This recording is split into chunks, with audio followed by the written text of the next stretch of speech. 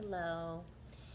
All that talk about getting your stuff kind of together like that in your own life and starting to do your own things and make your own schedule, and remember, all your time is now your own. Children, maybe too, parents, work, whatever, but I'm saying every moment that you spent on the narcissist, you now have for yourself. Provided you don't jump right into another relationship and give that person all of your time. I would strongly advise against that. I've made a video on it. I'm due to make another one because that's another topic we should revisit. But if you no longer have the narcissist in your life and you start to pay attention to, maybe I want to try this, maybe I want to try that, and you start bringing activities and things into your life, you're going to have somewhat of a schedule to your life at this point, and there are going to be things on it that you look forward to. Please do me a favor. Set boundaries for yourself that you will not drop any of the things you love if you ever meet anybody again. I'm not saying compromise. Can you not golf today? Can you not? That's not what I'm talking about. Pardon me. I'm talking about, we all do it. It's the first thing to go. Pardon me. Thank you. It's the first thing to go when you don't have your boundaries firmly in place. Or even if you think that you did. I thought I did. I definitely thought I was solid. I like my alone time. I'm happy in life. Anyone comes along that I meet, I'm going to let them know. By the way, I like alone time. We might not see each other as much as you're used to, My daughter makes a joke that like a CIA operative who's gone 8 months a year would be the perfect mate for me. That's how much I like being alone. And I'm okay with, it was okay, but the way it was approached. I'm okay with it. Obviously, you find a companion with whom you're going to share your life and space. You're going to see that person every day. I'm not saying I can't do that. But to have it thrown at me on date 2, that he's in, not even, yeah, technically, but whatever, on my porch, telling me we're getting to get, and I was in paint clothes, and I had no idea he was coming over, and what did I do? I jumped in the shower and went for dinner. That set the tone for the rest of the time. I gave up running after that. I gave up it's just, you want to constantly be available for your person. Don't let that happen to you. That is a boundary. Those are boundaries that they're breaking. That's a boundary I should have held higher for myself, which is why I'm mentioning it to you. Especially new people. There's a word for it. They call it boundaries. And you're changing your line in the sand continuously towards his side. Again, I'm not talking about healthy compromise. Obviously, that's a part of having a relationship. That's a whole other thing. And you can recognize when it's healthy compromise. But if you're going against the grain of your belief system for things that you want or you need or you require from him, or you are getting from him that you don't like, these are boundaries that you should set in place for yourself and never go back on them again. That is the best thing you can do for yourself going forward. And now it will be nearly impossible for you to put those boundaries to use now with your narcissist because he's already broken through them. But you can. I did. When he was trying to communicate with me for the nearly year, it was about a year after we broke up, I absolutely was like, no, you're not coming here. Nope. You're not good for my chi. I don't want to see your face. I don't want to deal with that right now. And I'm not saying we didn't have coffee maybe once a month, but it was very much on my terms. So I did start to impose those, but I knew I wasn't getting back together with him. If you secretly are still holding a torch for your narcissist, You may, in fact, swallow those boundaries I'm asking you to think about for that narcissist again, knowing they expect it from you and you want to give them what they want. But think about what you're giving them. It's just a test to see what you'll do. It's just a test to see if they have control over you. What if on that date when I was in paint clothes and I was repainting in here, and I mean paint, I wasn't creatively painting, I was painting the walls, the trim. What if I said, well, look at me, obviously, I'm not, oh, sorry, Minnie, I wasn't expecting company. On the blanket, Mommy? I wasn't expecting company. I'm obviously painting. This isn't a good night. My guess is he would have stomped off, got a little whiny, and if I did that 7 times in a row, he probably would have moved on to the next person. And I'm not saying do it to test them, but my solid, valid answer many of the times he bombarded in here would have been, I'm in the middle of something. I mean, I live alone. I have an older daughter. I don't answer to anybody. I haven't since I was like 9. I was an adult kid. I don't need anyone to tell me what to do. I make pretty good choices. I mean, some crazy choices. But for the most part, I'm not supervised. I don't report to anybody. So when he kept bombarding my schedule, it's just me. I should have said, no, that doesn't work for me. However many times during the week of unsupervised living aloneness that I have, I've created my own life. So however many times during that week I would have said, no, thank you. It's not good for me. I'll see you in 2 Fridays, I think we said. Can you imagine saying that to a narcissist? I'm good in 3 weeks. But that was the truth. Not only, that's an exaggeration, but not only was it my truth, my boundaries that I only wanted to have new relationships go at a very slow pace. That was a boundary I had in my mind. But I blew that to bits, and I gave in on a bunch of others also. So now I'm a wreck because I'm not getting my recharge time of aloneness. I'm running all over. It was just not.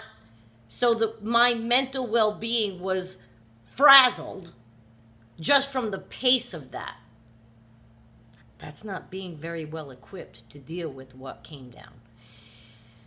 Boundaries, the person that doesn't respect them is the person for whom you need them.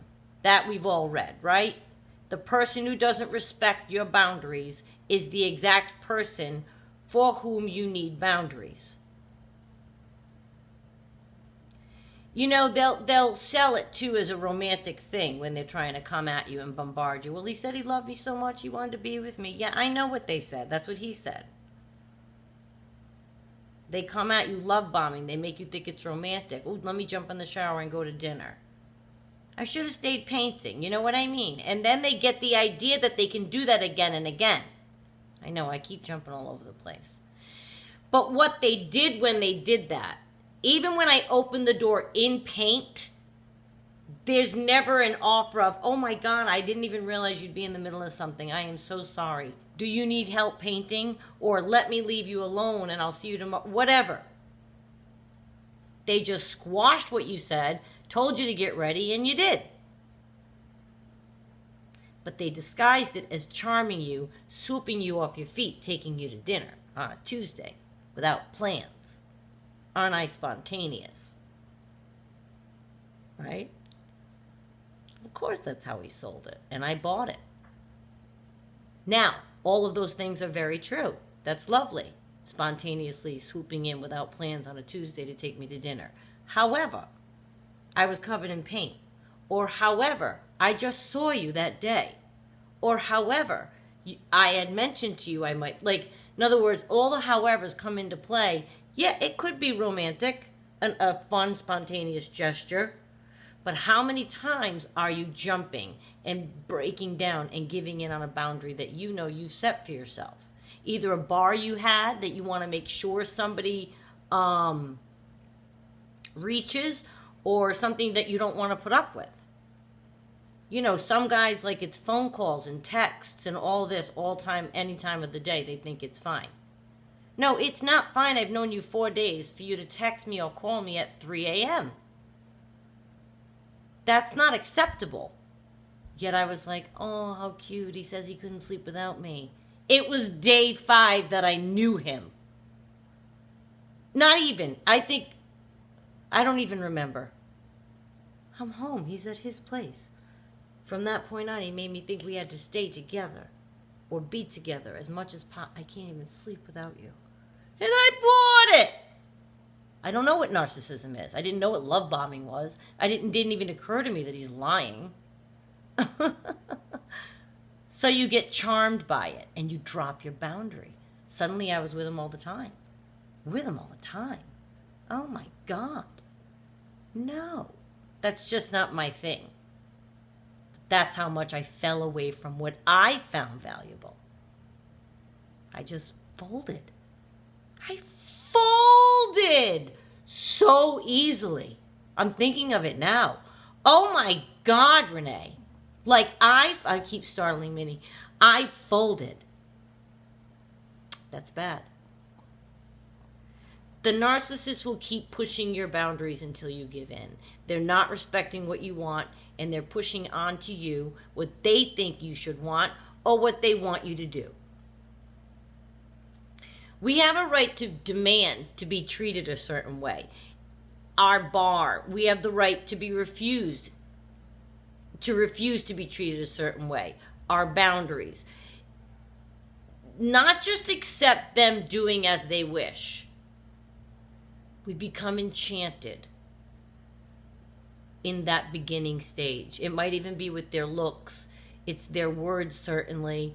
Especially if they come in like a non-threatening package and we don't notice. We keep moving our own line in the sand because the non-threatening package usually is disguised their bombardment. And I just keep using time interruption because that's my example I have in my head. The boundary I gave in on the quickest, the fastest, that meant the most to me. But the more that they do that and we move our line in the sand, they then know you will give in. Do you know what I mean? Like, who's to say what your limit is? That was your boundary, Renee. So you broke it. Say this pole right here is the boundary. So I walked, okay, then this line in the wall. I went through that. So now they know, well, she'll break through them. So how far are they going to push you? How far are they going to push you? It's not good. Solid boundaries. And if you don't want to be unreasonable, set something, though. I mean, if you did it from the beginning and stuck with what you thought was important from the beginning, they may have left. That is the whole point. Challenge them. Not tit for tat, but say no to somebody. If it's a narcissist, they don't like no. You'll weed them out fast. No, thank you. Tonight's not good for me. What about tomorrow? Not really. Whatever. But that's the whole point, is if what you're doing makes them go away, they're not a functioning person anyway, because any healthy functioning person would be fine being put off by a week, being told I'm painting tonight, being told I want to take it slow, being told, do you know what I mean? My narcissist said, I don't want a part-time lover. I want 120%. I'm going to give you 120. He gave me 2%. But those are some words that turned and I wasn't saying I wanted a part-time, but I was saying I wanted to go very slowly and every night. Every night. Oh my God. And you convince yourself how nice and how nice.